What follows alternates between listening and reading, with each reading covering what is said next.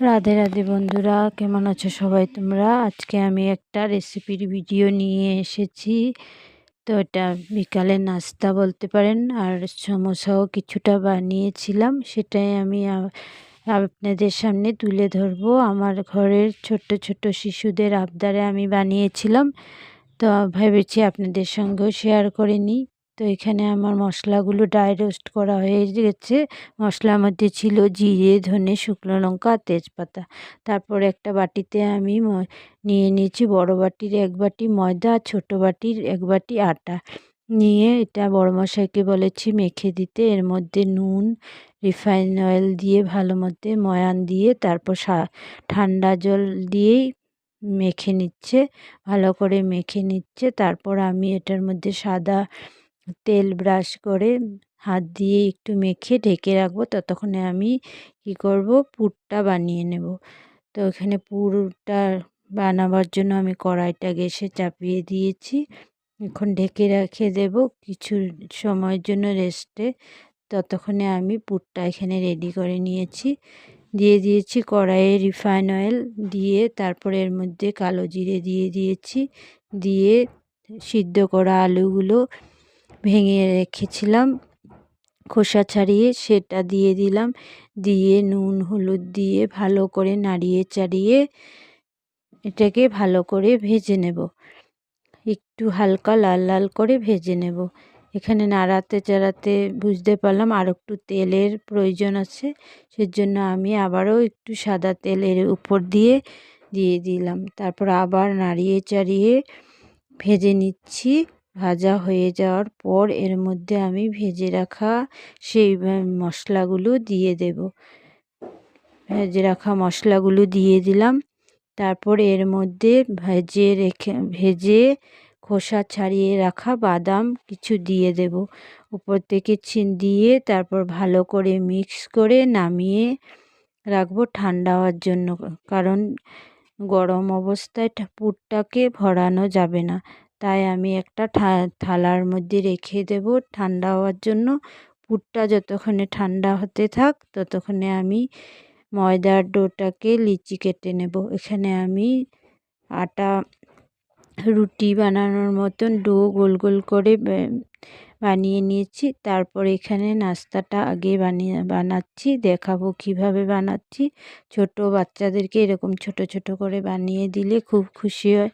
আমাদের খুশি তো খেয়ে খুব আনন্দ পাচ্ছে। যখন আমি বানাচ্ছিলাম তখন আমাকে বলছে বম্মা সমোসা সমোসা এরকম বলছিল। তো খুব খেয়ে খুব আনন্দ পেয়েছে। বাচ্চাদের আনন্দেই আমার আনন্দ, ওরা খুশি হলে খেয়ে তো আমারও ভালো লাগে, আমার পরিশ্রমটা সার্থক হয়।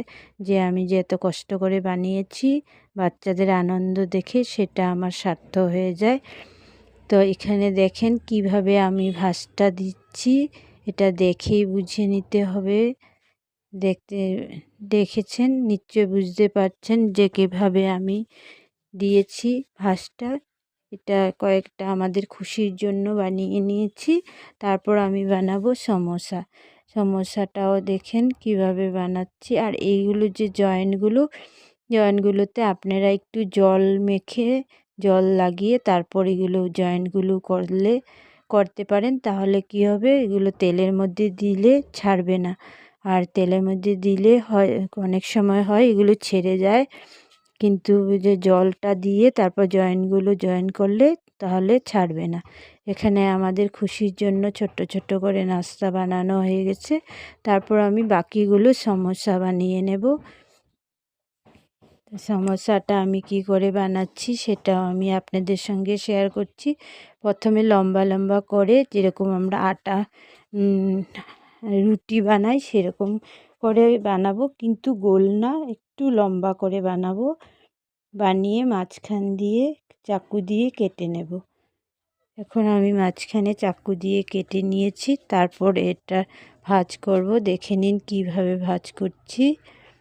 মাঝখানে পুরটা রেখে তারপর এখানে জয়েন্টটা করে নিলাম। এই জয়েন্টগুলোতে আপনারা চাইলে জল লাগিয়ে তারপর আটকাবেন জয়েন্টগুলো, তাহলে তেলে দিলে ছাড়বে না।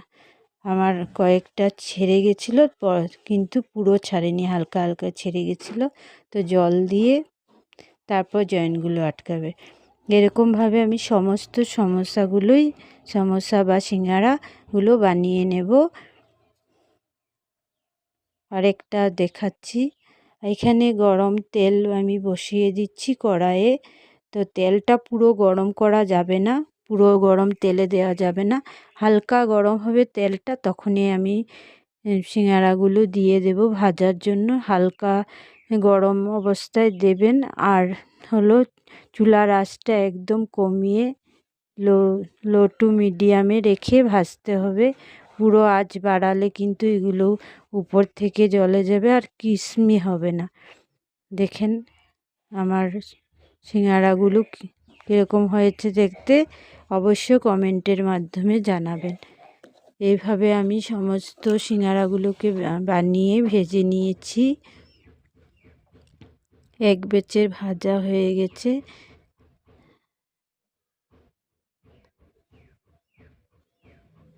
তো এইভাবেই সমস্তগুলো ভেজে নেব। হালকা আঁচেই ভাজছি, তাহলে কি হবে, ক্রিসমি হবে, খেতে অনেক টেস্ট হয়। তো এখানে ভাজা হয়ে গেছে, এখন বাচ্চাদের জন্য পরিবেশন করে নেব। টমেটো সস দিয়ে একটা প্লেটের মধ্যে তুলে ওদেরকে দিয়ে আসবো খাওয়ার জন্য।